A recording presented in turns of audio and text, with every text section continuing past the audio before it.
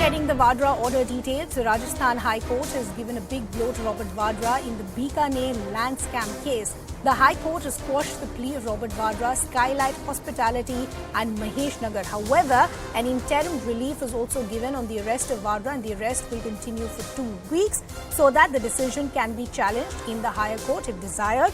On the other hand, the ED had filed a petition in which Robert and Maureen Vadra were involved in this case. Let me bring in my colleague Bhavani, who in fact has been tracking these developments for us. Bhavani, ये एक setback है Robert Vadra के लिए, but हमारे दर्शकों को थोड़ा एक बैकड्रॉप दीजिए इस केस के बारे में और राजस्थान हाईकोर्ट ने क्या कहा है। देखिए, बीकानेर जमीन घोटाले से जुड़ा हुआ केस था और 2018 से, क्योंकि इस पूरे केस में इन्वेस्टिगेशन चल रही थी। जो बीकानेर के अंदर लैंड परचेज की थी रॉबर्ट वाड्रा की कंपनी स्काईलाइट हॉस्पिटलिटी ने, उसमें राजस्थान सरकार के एक केस के अंदर, क्योंकि राजस्थान में वो जो जमीनें परचेज की गई थी वो फार्मर्स को अलोटेड जमीनें थी जो बेचती गई, तो वो उससे गवर्नमेंट अलोटेड जमीनें बेचने की वजह से एक केस, उसमें जो कंसर्निंग ऑफिसर्स है राजस्थान सरकार के, उनके खिलाफ भी हुआ था, अरेस्ट की कार्रवाई हुई। इन बिटवीन ये पता लगा था कि वो जमीनें रॉबर्ट वाड्रा की कंपनी ने खरीदी, तो फिर उस मामले में इन्वेस्टिगेशन एक रॉबर्ट वाड्रा, उनकी मां मॉरीन वाड्रा पे को भी एक इन्वेस्टिगेशन की गई, जयपुर में पूछताछ भी हुई थी।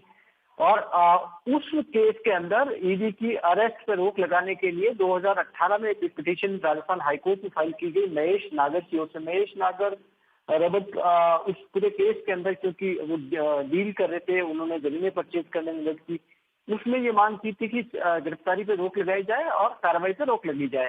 2018 से ये हियरिंग चल रही थी। इस बीच में ईडी ने कोर्ट को अप्रोच किया और ईडी ने भी ये कहा, ईडी की तरफ से, कि उनके पास एविडेंस है और इस मामले में अभी तक केस दर्ज नहीं हुआ, इसलिए अरेस्ट पर रोक हटाई जाए। तो तब से रोक लगी हुई थी 2018 से, अब ये रोक हटा ली गई।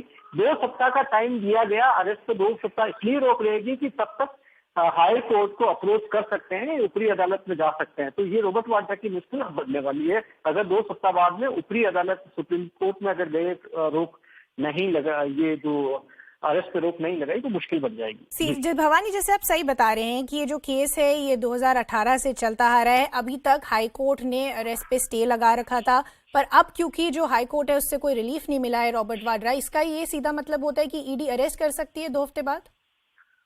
बिल्कुल कर सकती है। 2 सप्ताह बाद में बिल्कुल ईडी अरेस्ट करने के लिए स्वतंत्र है। अगर ऊपरी अदालत में अगर ये अपील करते हैं और उसके बाद में अगर कोई रोक लगाते हैं, नहीं लगाते हैं, अगर रोक नहीं लगती है तो फिर उसके बाद में इस केस का यहाँ पर फैसला हो चुका है कि रॉबर्ट वाड्रा की 2 सप्ताह बाद में उनकी और उनकी मां की गिरफ्तारी हो सकती है। भवानी, बहुत बहुत धन्यवाद हमसे बात करने के लिए।